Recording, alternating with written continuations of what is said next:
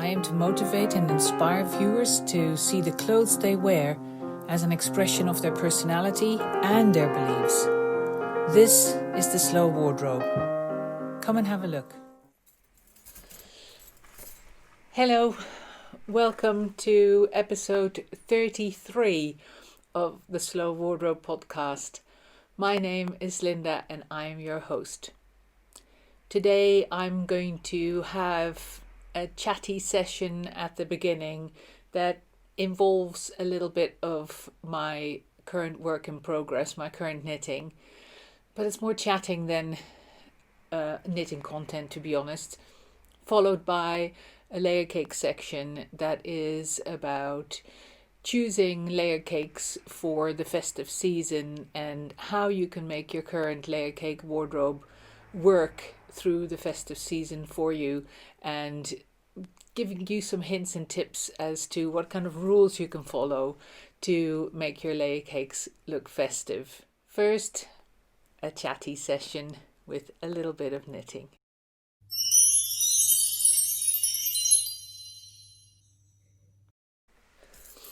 So what I have here is my jumper that I'm knitting. That was a bit of a mess to get out of the bag. And what I thought I'd do is to transfer part of the stitches onto some extra needles that I brought while we're talking. And then I can show you the progress by putting the yoke that I've knitted onto the mannequin behind me. This is the jumper that I've already mentioned before. I've just split for the sleeves, and that also means that I've just finished doing the color work, and now the rest of the jumper is just all stocking stitch. I think my obsession with working almost exclusively on this jumper for the last couple of weeks, completely forsaking my Christmas knitting, knitting some socks for my daughter and her boyfriend for Christmas. I've left those completely. I've been just focusing on this jumper. And the reason for it really is because I'm not a great color work knitter. I'm always paranoid that my floats are too long, and as a result of my paranoia, my floats end up being slightly tight. However, when I'm knitting stocking stitch, especially with nice pointy needles and finer yarns, then I am a very fast knitter, but also an extremely loose knitter.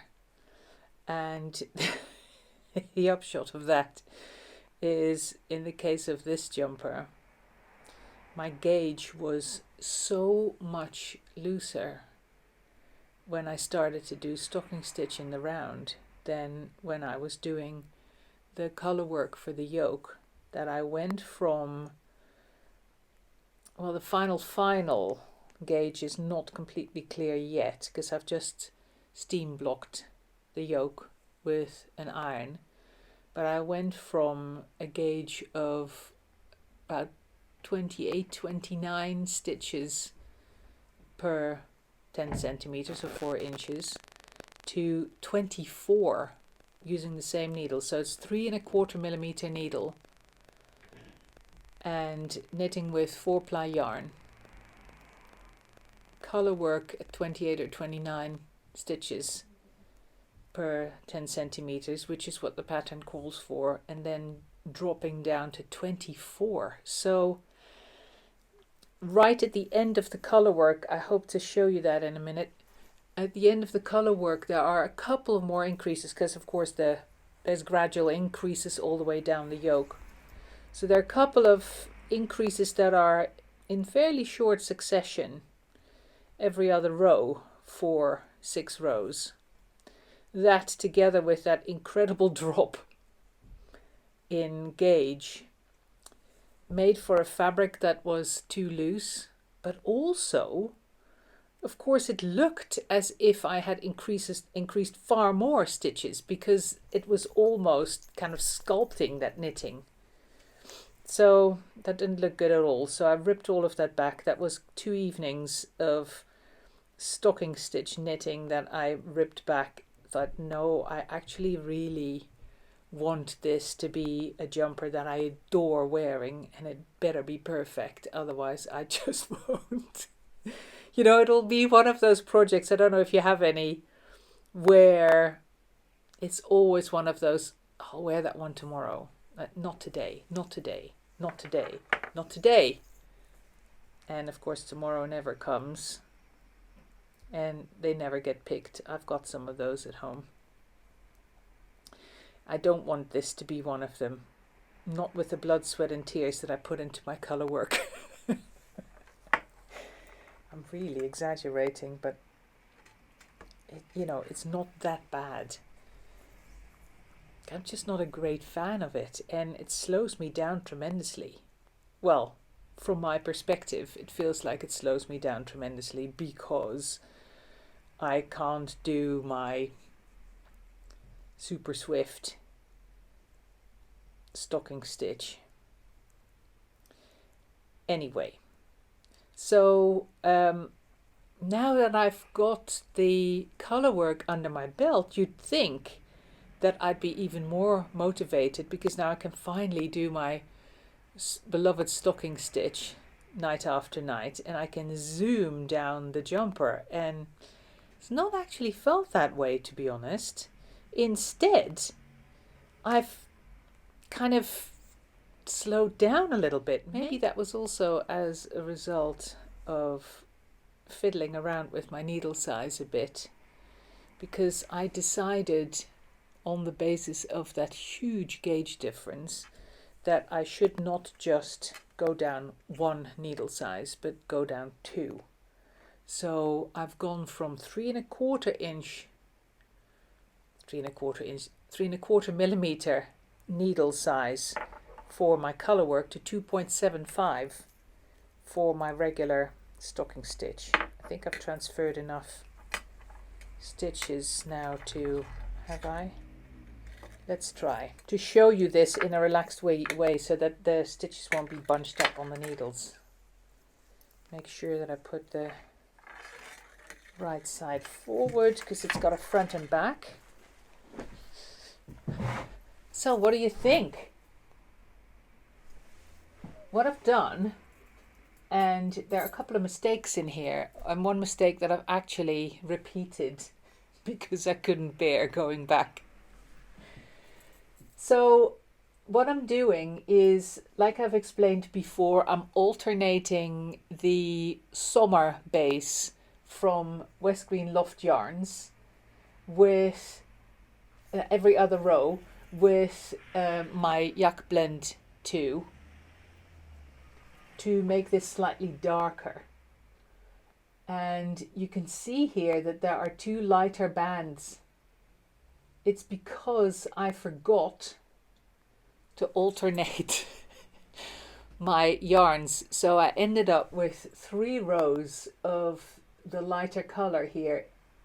And I thought, actually, I can repeat that because I was coming up to the midway point of my color work. You see, it's like this leaf pattern, then this row of little flowers, then this dot shape, and then here the dot shape is repeated. This is the middle of my color work. So I thought, hang on, instead of going back, I keep going and then I repeat the same 3 lines here. So it actually becomes a focal point and you can really see the mirror work there. And the other thing that I did, like I already said in the past as well, is that I made these little flowers pop out. Instead of doing them in the white speckle base, which is also the summer base in a different colorway, I haven't brought it, and I picked leftover yarn for a pair of socks that I knitted for Andrea last year, the year before, which had the same orange and pink colors in it as the speckles, and did that as an accent. So I'm really pleased with it, and I hope when I'm going to check my gauge that the width of this has got the right amount of positive ease, because I love the idea of having a yoke sweater with a lot of positive ease, which is not something that I've knitted before. I think that's the first time that I'm knitting a jumper with a yoke with lots of positive ease. Maybe it's not actually true. I knitted the Pam dress by Junko Okamoto. That has a round yoke and a lot of positive ease. And I knitted the Plum, also by Junko Okamoto. And that also has a yoke with color work in it and a lot of positive ease. However, both of those jumpers are very rustic, and this, because of the bases used, is going to be, you can see it here, it's going to be quite a smooth, flat fabric. And that is something new, because that will also sit and drape very differently on me. And I'm very keen, like I said, to have the right amount of positive ease, which is quite a lot. I think they recommend between 4 and 8 inches of positive ease. Now, when I started knitting this, I had to choose the amount of positive ease that I wanted to have, and I went a little bit more. So I think my bust is 40 or 41 inches, and I went for the size that should give me a bust of 50. So that's a little bit more than 8 inches, not much. But I may lose a little bit of that again, because I've gone down 2 needle sizes. And you can see here, hopefully, that the yoke coming down and the sizes of the stitches, and how the sizes of the stitches is changing as a result of my smaller needles. And you can see some difference. The stitches have gotten slightly smaller, but it's more in height that they've gotten smaller than in width. And that, I believe, is because of my floats tightening my knitting up a little bit. If I had my floats a little bit longer, a bit looser, then I think my stitches would have been slightly wider.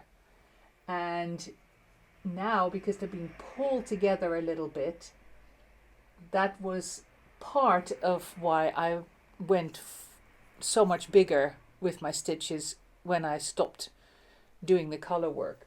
And I think that this is a bearable difference in terms of stitch size compared to the stitches keeping the same length as they have here, but going wider with it, and it, as a result, becoming too much of a loose fabric. I hope I'm making sense. So far so good. And now that I've boosted through that color work, which I thought was really going to hold me up, like I said, paranoia, I can now kind of relax into the stocking stitch work. And I may actually now go back to finishing the 2 pairs of socks for my daughter and her boyfriend as for their Christmas presents, because those of course have a very set deadline, and then return to knitting this jumper once the socks are out of the way, because I do not want to run the risk of missing the deadline. First time ever that the boyfriend is getting a Christmas present from me in the first place, so I better hit the date. So much for the knitting. I will leave this on here, I think. While I was talking, I was going to transfer the stitches back again while we were chatting, but I'm going to leave this because it gives me an opportunity to double check exactly what the measurements are and whether I can live with it. Actually, I'll put it in the down bar here because I can measure this straight after filming it, but before editing what I'm filming at the moment, so I'll be able to tell you whether I'm happy with what I ended up with.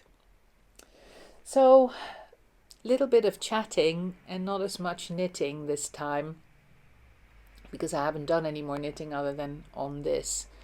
And I just wanted to ask everyone, how are you all doing? How have you coped with, in the UK at least, another month of lockdown? Are there lockdowns where you are because of the still raging virus? And How are you coping with it? I have found that in both lockdowns I've fared quite well and found it relatively easy. But in that respect, I don't live that average a life, I guess, because I'm such a hermit. I really am. So I don't have a lot of close friends. I have a couple, of course, but not a lot. I don't tend to socialize really. I just tend to concentrate on what I love doing, which I've turned into a business, and my home life, which is my family. Of course, I spent a lot of time with, or more time than normal, with our kids around us in the second half of their last school year. And then our daughter finished her master's degree and she's still at home, and so nice to have her back because she's been away abroad for the past 5 years, and now all of a sudden she's kind of moved back in, which is just it's lovely. So that's actually something that may not have happened if it hadn't been for this pandemic. We may not have had her as much, and definitely not for as long, because she would have been off at a job, and instead she's helping me for now and waiting for the the job market to recover a little bit before she tries to jump into that. And I've got so much work for her because I'm in the process of building a new website, and the current website has been up for 6 years and it really could do with a facelift. So she's helping me with that, which I'm thrilled about. And then there are our two boys who finished their A levels and went off to university. One is having a ball at Royal Holloway, very well organized in terms of COVID management. The other one had a very short stint in one of the halls of residence in Bristol, and then we yanked him back out within a month of going there because things there were very badly organized and it was just a hotbed of infection, and we did not want him to be exposed to that. So he's been home as well as our daughter, and that's a delight as well. I think he quite enjoys it. He's really enjoying his studies. Of course, the university is set up for students to study remotely, so that's worked really well as well. My husband has been able to work from home, and because it's just me and Andrea in her own separate section of the studio here, we've been able to keep working at the studio throughout. We both live in the same village. We both live within a stone's throw of the studio. So we've been able to keep operational throughout. And in the beginning, it was scary because I was so worried that with the loss of the wool shows, half of our turnover disappeared overnight and we may not be able to recover that. So I had visions of having to move out of the studio here and not being able to stay. Instead, I threw myself into doing these podcasts, alternating them with newsletters, and making sure that I kept up my presence on Instagram, and it has worked a treat. Not only was I able to introduce more new styles into the layer cake range, completely contrary to expectations initially, but that stream of ideas has only ramped up really. We are completely limited by the fact that we are so small as a company and that we are so broad in our color choice and size choices. I try to do everything I can to be truly size inclusive, and that means that our regular size range is quite broad, but that we also cater for sizes in between and outside the normal size range. And I really take pride in that, but it really hampers my ability to broaden the number of different designs that I offer at the same time. because they all bring with them such a large amount of stock holding, and that's all invested money. So anyway, long story short, I was able to introduce more styles, mostly as a result of not having to do the shows, because one thing that I learned was the enormous amount of time and energy that doing the shows takes. And with that falling away, that amount of time and energy was given out to other initiatives, which was, of course, new ideas and new ways of keeping you engaged, keeping you interested in my product offer. And that, of course, gave rise to more of a creative outlet than I have been able to have for the past number of years. And I'm really enjoying that. So between home, where husband and kids were quite happy, and one of the kids at Royal Holloway, and being here and being able to go here every day through a village that was a lot more quiet, I've just kept going. In fact, it feels like I've kept going better than I would have done if things would have been as normal. And that's really unexpected. So a good year in a crazy way, which feels almost difficult to admit because so many people have seen so much adversity this year in so many different ways. And for me, so far, it's good. Good things have come out of it. And it's partially because I pushed really hard and I worked really hard for those good things to come out. And I've learned a lot from it. And I can't wait to have another wonderful, positive year. So part of this is all as a bit of a backdrop to say to you, thank you so much for allowing me to have this year, for your support and your encouragement and your feedback on the podcast, on the newsletters, on the new designs that we've been working on. So in the next Layercakes section, the only new thing you're going to see is the limited edition Festive wrap, 100% linen, and it's a combination of undyed linen with a silver sparkle. They're just hot off the press in the middle of this week, so I'm wearing mine a lot. Of course, I had to nab one immediately. And it's lovely.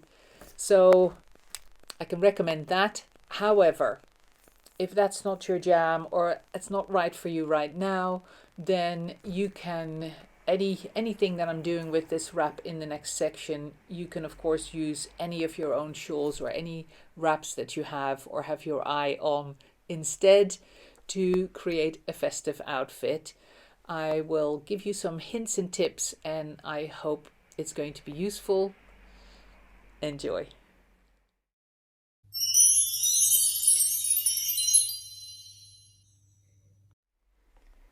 Here we are, diving straight in with the simplest of solutions to creating a layer cake outfit for the festive season. Plain black playsuit, plain black top.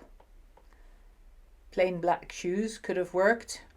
However, these are not too bad because they kind of tie in a little bit back to the red lipstick, because that's in this outfit, the final flourish is a bright lipstick. That's my only accessory really. If you discount the silver bangles, I can't take those off, so they're always there. But ignore the silver bangles. The idea is to have something very, very simple, and the accent is not actually anywhere in my clothes, but it's my bright lipstick. Now, I can very easily, if you're not into lipstick, then you could do dramatic eyes, something in your hair, for example, or I can add a scarf. The most festive scarf I can add is one that creates contrast with the rest of the outfit, because that creates a lot of drama. Unless the scarf or the wrap would be black, or black and sparkly, for example, then you stay within that same overall very muted look. But let me grab something that adds drama. Of course I had to bring this in early. It's one of our limited edition linen wraps. As you can see, it's plenty long, so you can wear it in a dramatic way as a wrap, or you can wind it around your neck for going out. This is just as suitable for everyday wear as it is for seasonal wear, because the sparkle is not very overt, it's not very bright, it's not over the top. There's a bit of sparkle. It's like a smattering of it. Enough to see, but not too much. It is never going to overpower the rest of your outfit. So wearing it like this for going out, add a coat or a cardigan, for example, and you're all set. But for inside, making that dramatic entrance wherever you are and for whomever you fancy, by just lowering it over your shoulders and wearing it like this. Now, it's the contrast of color that always adds drama. And that's what you can do depending on what layer cakes you have. For example, if the layer cake playsuit I have at home is not black, but it's dark grey, then I lose a little bit of the drama of the black. However, let me show you the difference and what you can then do about that. Here is the charcoal playsuit. It's the long one again to make it full length on me. The black one was long as well. The black was a size 1 long. This is a size 2 long. I've put it on over the top of the black to show you the difference. So the armhole is much lower on me. There's about 2 inches that drops versus the size 1, and of course it's wider, but as I've shown you before, because the way we cut them, it just falls down, it skims my body, and it doesn't end up looking too big on me. The deciding factor is whether your shoulders end up being straight enough, if you like, for that bigger shape on top not to start dropping down on you. But in my case, I can get away with it. And sometimes I have a combination of size 1s and 2s of layer cake. So sometimes I just fancy the looseness of that bigger size, because of course there's more fabric here around the bust, but there is more fabric all the way down. And sometimes I love that cocoony feel that you get of the extra fabric. However, back to my original point, that dark grey, because it's a bit more muted, is not quite as dramatic as the black. And of course I can still do the same thing with the wrap. I can add the wrap either around my shoulders or around my neck, but it's not quite as impactful or formal, if you like, as the black was. What I can do about that is to dial up the contrast again. I'll show you. This is what I'm talking about, adding more contrast by wearing a white top in combination with the dark grey. It makes the dark grey look darker, obviously, than it would do with the black top, which makes the dark grey look lighter. Now, if I would replace this with a light grey top, for example, then I would lose some of the contrast again. If I replace it with a red top, then that zhushes the contrast up again. Not only that, but red, of course, is part of the festive color palette. So the dark grey, then with something red, would end up looking more festive again. So I hope I'm starting to convey the point that I'm trying to make about adding contrast. The bigger the contrast in color, the higher the dramatic level, and the more festive an outfit will come across in this part of here, depending on what colors you play with, because of course you can say, okay, so I'm going to go bright yellow and bright purple, nice contrast, very festive. Yes, it is. It would be, depending on how you would accessorize it, what kind of shoes you'd wear with it, but it would start depending on those other elements rather than choosing colors such and combining colors such that it instantly looks like a festive outfit for this particular part of here. So that doesn't mean that you're stuck with wearing Christmassy colors, not at all, or seasonal colors rather. That's not the case. It's more that by wearing those seasonal colors, you make your outfit choices very easy and almost thoughtless if you follow those rules of adding contrast. I'll show you a couple more. Kept the long play suit, added a red step top, kept the white sleeveys and added this. I can step out in this, be nice and warm depending on where I am. I saw Estelle of Midwinter Yarns in a very snowy Scottish landscape. Fabulous. Oh my gosh. Now, of course, with the fit of these, if you have a beautiful, rugged, warm jumper that you can wear to step out into the snow, then by throwing this over the top, you're not only going to be really warm, but you're going to stay relatively dry as well. It really has to be bucketing down before this, in combination with a big sweater, would give you a problem. However, I digress. Man, I wish I would snow here. In my dreams. Right. Okay, so dark grey. This, of course, could just be the black as well, the black play suit as well. And then have the pop of colour. And this pop of colour could be a different colour. For example, this one. You wouldn't believe it, but the colour, this natural undyed linen colour, is exactly the same colour as the wrap. The reason they look differently is because of the addition of the silver sparkle to the wrap, and that of course reflects the light. So you get a slightly different impression, colour impression. But of course they look fabulous together. And by staying with that same colour, even though natural, these kind of natural colours normally not associated with festive colours, together with the dark grey and together with the sparkly wrap, they're a wonderful combination. If you want to go back to more drama with an outfit like this, all you do is dial up the dramatic contrast again.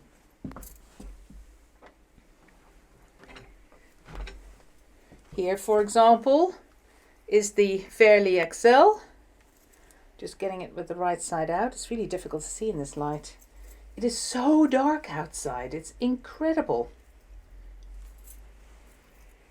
So then I have a light on so you can actually see me and see what I'm doing. Oh, I thought I still had it the wrong way around. I don't. Okay. So I'm kind of blinking into the spotlight so you can actually see what I'm doing here. But I can hardly even see the camera because of the light.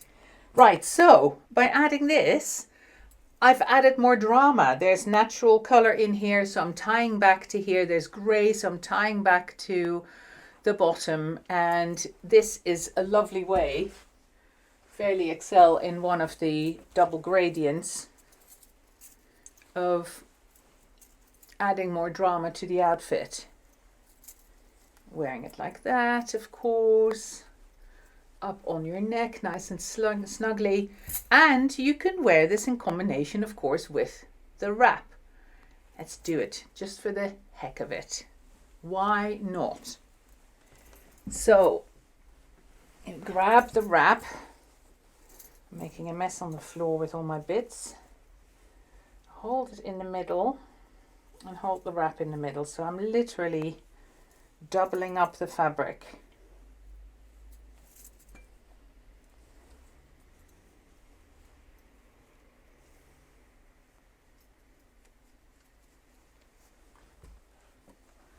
I'll turn it around so you can see what I'm doing. See, I'm literally doubling them up like that. put them around my shoulders.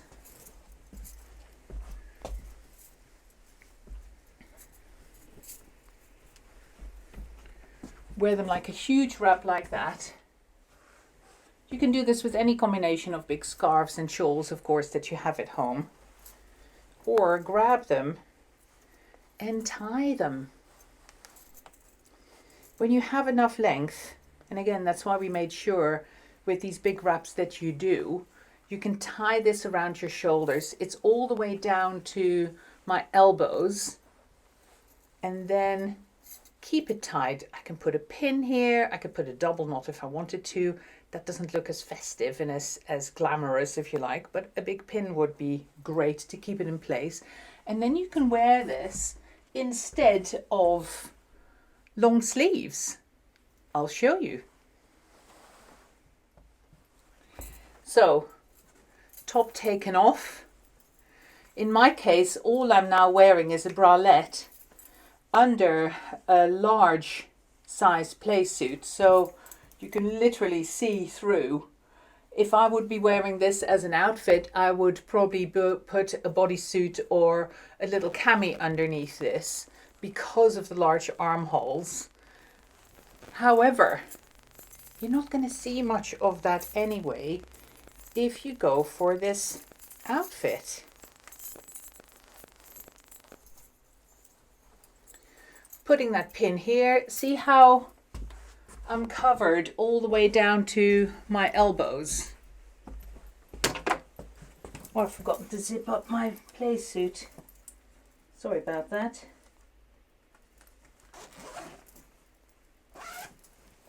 Of course you can wear your play suit loose, but that wasn't my intention.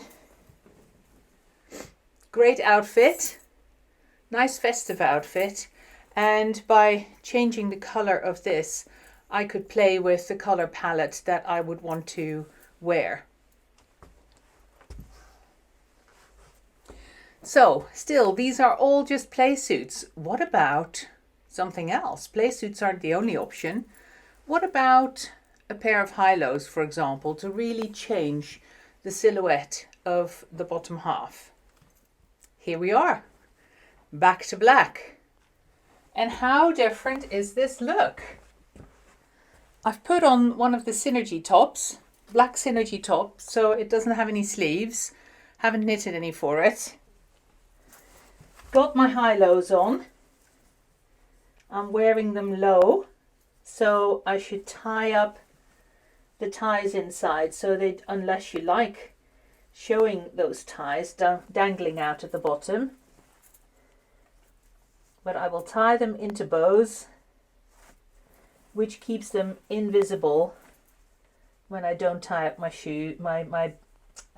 tie up my shoes. When I don't tie up my trousers. Goodness me. So this is them full length. Nice and bloomery at the bottom. With the pockets, again, very simple, just the red lips, or alternatively, a nice statement necklace, some more jewelry, or back to that wrap. Don't worry, I won't grab it immediately again. Although, of course, I'm playing with it all the time. They've just come hot off the press this week. So I'm wearing them all the time and playing with it and wearing it in lots of different ways. Smitten with my own stuff. That's how Layercakes started at the end of the day. These are just my ideas as to what I like to wear and how I like to wear it, and passing that on to anybody and everybody who wants to hear it. So I'm thrilled that you do. Now, enough of the end of year speeches. I'm kind of falling into those. My goodness. It kind of it's going to be a whole month of speeches, I think, this year. And it's really because, here I go again, because I'm just so thrilled to still be here. And it's all thanks to your support throughout this year. When the shows fell away and I thought, how on earth can I keep going? Then I stepped up my communication through this channel and the others that I use, my newsletters and Instagram. and you responded and you've kept me going. So the wind beneath my wings, literally. Speaking of wings, bingo wings in my case, if you want more coverage or if you want to play more with color, I could grab that red step top again, for example. Where did I put it? And put it, oh, there it is. Put it back on with this over the top. Remember the idea of the layering of the step tops? Let me show you. Look, this is what I meant. Putting a step top with sleeves under a step top without sleeves. Extra layer, extra warm, extra insulation, and a really nice way to play with color again. You like? Of course, if you're wearing a pair of high-lows and you would wear it with a nice tights and heels, for example, then they are wonderful to be worn tied up. So you show your ankles and your heels. It's a very festive way of wearing a pair of high-lows, and because they are so wide, they look very much like a skirt instead of like trousers, especially worn up, and you get that balloony shape, and then with a pair of nice heels would be a beautiful, beautiful festive outfit.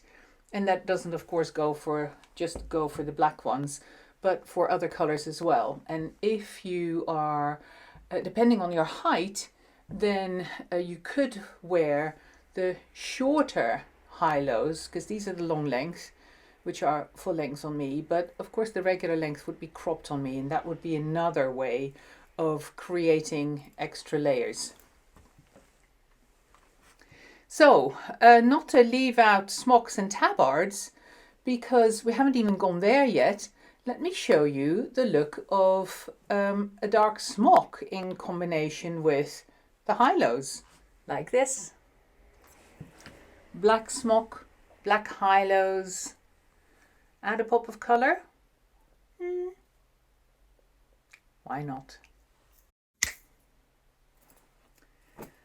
Mini tabard in red cross, just a little bit of extra colour, lovely little shape, kind of cute and dainty, and it transforms the entire outfit, really. Got another idea for an outfit transformation. Less colour, more drama.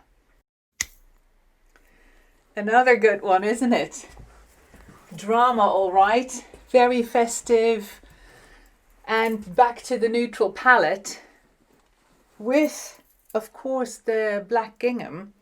The light colour in the black gingham is undyed linen. So to finish off this outfit, you could go back to the sparkly, which of course is a great colour with it, because it's the same as the light colour in the gingham.